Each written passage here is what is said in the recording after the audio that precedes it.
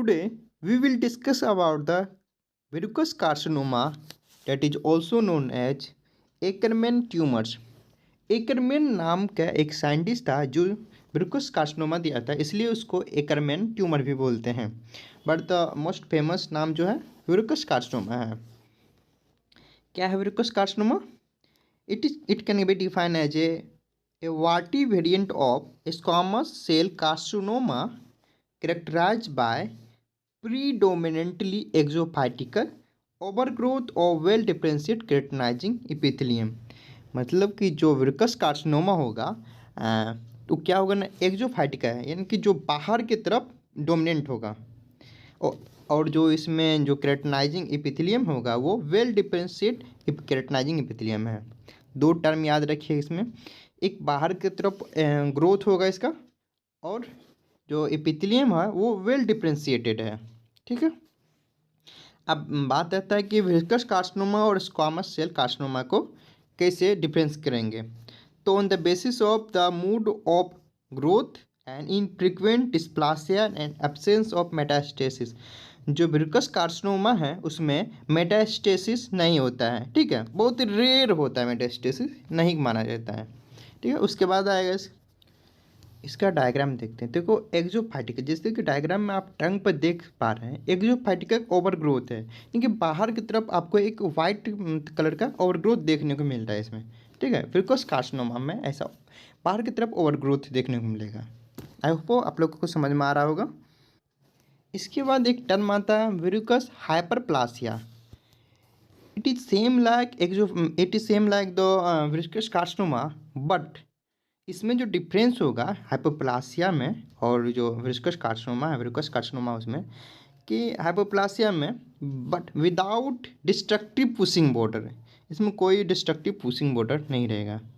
ठीक है, तो ये डिफरेंस है, मेन डिफरेंस इसमें सेम, बट जो आगे रहेगा जैसे कि describe exophytic overgrowth of well differentiate keratinizing epithelium same है, बट इसमें जो है डिस्ट्रक्टिव पुशिंग बॉर्डर नहीं होता है वर्कस हाइपरप्लासिया में। अगर कोई आपसे डिफरेंस पूछे वर्कस कार्सिनोमा और वर्कस हाइपरप्लासिया में डिफरेंस क्या है, तो आपको बताना है कि हाइपरप्लासिया में पुशिंग बॉर्डर नहीं होता है, डिस्ट्रक्टिव पुशिंग बॉर्डर नहीं होता है। ठीक है, अब पैथोजेनेसिस की बात करते हैं। इसका exact pathogenesis, exact aetiology unknown है, बट ओरल म्यूकोसा में जो वर्कस कार्सिनोमा देखने को मिला है ना, वो पेशेंट में जो ज़्यादा लंबा समय से क्रोनिक यूज कर रहा टबाको या स्नब का, तो कितना साल, मतलब 50 साल से भी ज़्यादा, यानी कि 50 साल 40 साल ऐसे यूज करने हो रहा है, यानी कि 60 से 70 के एज में आपको जो वर्कस कार्सिनोमा है देखने को ज़्यादा मिलता है, पिक इंसिडेंस है इसका। और एक और कॉज है इसका, that is the human papilloma virus सब टाइप 16 और 18। ठीक है, तो आपसे पूछे थे HPV 16 और 18 जो सब टाइप उससे भी होगा, और एक च्यूइंग जो टबाको लंबे समय से चबा रहा उसके वजह से होगा। पैथोजेनेसिस के बाद आता है क्लिनिकल फीचर्स में। तो क्लिनिकल फीचर्स जैसे 60 to 70 एज है में होता है, क्योंकि क्रोनिक लंबा समय तक जब तक तंबाकू नहीं चबाएगा तब तक नहीं होता है। तो लंबा समय से चला रहा है, यानी कि 60 से 70 तक एज हो जा रहा होगा, ओल्ड एज के पेशेंट में हो रहा है। तो इसमें मेल डोमिनेंट होता है, जिसमें मेल में सिर्फ 75% सिर्फ मेल में ही ये देखने को मिल रहा है। ठीक है, और लोकेशन में buccal mucosa, gingiva, alveolar ridge, palate, floor of the mouth and tongue में भी होता है, बट ये कॉमन साइट है।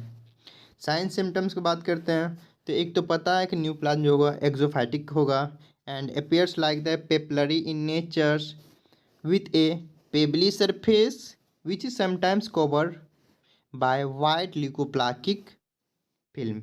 ठीक है, एंड आएगा उसके बाद एक जो ये है काफ़ी इंपॉर्टेंट रखता है, इसमें lesion commonly has rugae like fold with the deep cleft between them.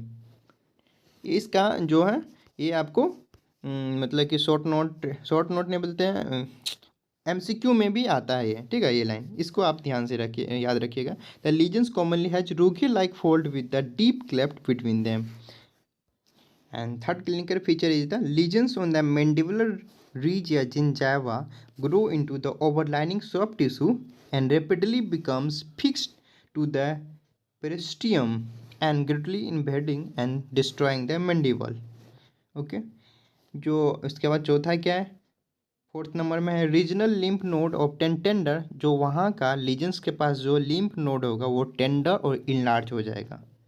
Simulate metastatic tumours but this node involvement is usually inflammatory. Okay. Pain and difficulty in domestications are common complain but bleeding is rare. Patient जो आपके पास लेकर आएगा pen और difficulty होने का मेस्टिकेशंस में, खाना चबाने में, ठीक है। तो हिस्टोलॉजिकल फीचर्स के देखते हैं तो generally marked epithelium proliferations with down growth of epithelium into the connective tissue but usually without a pattern of true invasion. देखो इसको समझने के लिए आपको हिस्टोलॉजिकल डायग्राम से समझना पड़ेगा इस लाइन को। क्या बोल रहे हैं कि down growth of epithelium into connective tissue, ठीक है। इसको दिखाते हैं डायग्राम से। तो जो वेरिकोस कार्सिनोमा है उसका जो एपिथेलियम प्रोलिफरेशन हो के डाउन की तरफ कनेक्टिव टिश्यू है ना, इसमें आने लगता है, डाउन इन्वेजन होने लगता है। तो पहला जो है ये आपको बताया गया है। तो दूसरा है क्या है, एपिथेलियम में वेल डिफ्रेंशिएट, जो एपिथेलियम के वेल डिफ्रेंशिएट है, मतलब इसमें जो ना जो डिस्प्लास्टिक चेंज होगा सेल्स में उसमें बहुत ही कम होगा, मिनिमल डिस्प्लास्टिक चेंज होगा, जिसके वजह से जो है उसमें लिटिल माइटोटिक एक्टिविटी देखने को मिलेगा, प्लियोमॉर्फिज्म भी कम मिलेगा, हाइपरक्रोमेटिज्म भी कम देखने को मिलेगा इसमें, ठीक है। और characterise the cleft like space, that is the cleft like space. जो क्लेफ्ट लाइक स्पेस है उसमें पैराकेराटिन, एक थिक पैराकेराटिन लेयर्स इसमें आएगा, ठीक है।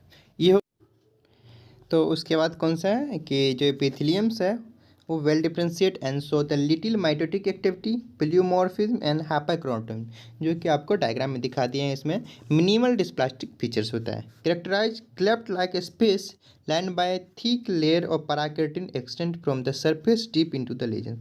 जो इसका लेयर है, जैसे कि हम कुछ इस तरह से था लेयर्स, ठीक है। तो इसमें आके आपको जो क्लेफ्ट बन रहा है, ये स्पेस बन रहा है, इसमें आप पैराकेराटिन लेयर आ जाता है। ओके, ये हो गया आपका दूसरा। एंड तीसरा है कि parakeratin plugging also occurs extending into the epithelium, basement membrane will often appears intact and chronic inflammatory cells infiltrations in the underlining connective tissue may या मे नॉट बी प्रेजेंट। ये हो गया आपका हिस्टोलॉजिकल फीचर्स। देन आएंगे अब हम लोग treatment पे। जो इसका ट्रीटमेंट है, क्या करना है, देखो सबसे पहले मेन इसमें देखना है कि इसमें मेटास्टेसिस एब्सेंट होता है, जो कि हम पहले बता दिए, या फिर एक्सट्रीमली रेयर इवेंट में ही देखने को मिलता है वेरिकोस कार्सिनोमा में। अगर मेटास्टेसिस नहीं हो रहा है तो सर्जिकल जो चॉइस है, ट्रीटमेंट ऑफ चॉइस है, वो सर्जिकल एक्सीजन है without radical neck dissections. Okay. And radiotherapy is effective, radiotherapy भी इफेक्टिव देखने को मिलता है, बट सर्जिकल चॉइस है ये, ठीक है।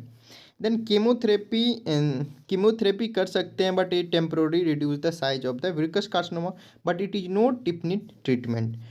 कुछ समय के लिए भले ही कम कर देगा साइज, बट ये डिफिनिट नहीं है वेरिकोस कार्सिनोमा के लिए। तो आज हम लोग इस वीडियो लेक्चर में इतना ही डिस्कस करेंगे। आई होप आप लोगों को अच्छा लगा हो। हम काफ़ी मेहनत से नोट्स बनाते हैं, तो आप लोग लाइक करें, सब्सक्राइब करें, ठीक है। अगर आप लोगों को किसी खास टॉपिक पर आपको नोट मतलब कि चाहिए वीडियोस, तो आप कमेंट करके हमें बता सकते हैं। Thanks for watching.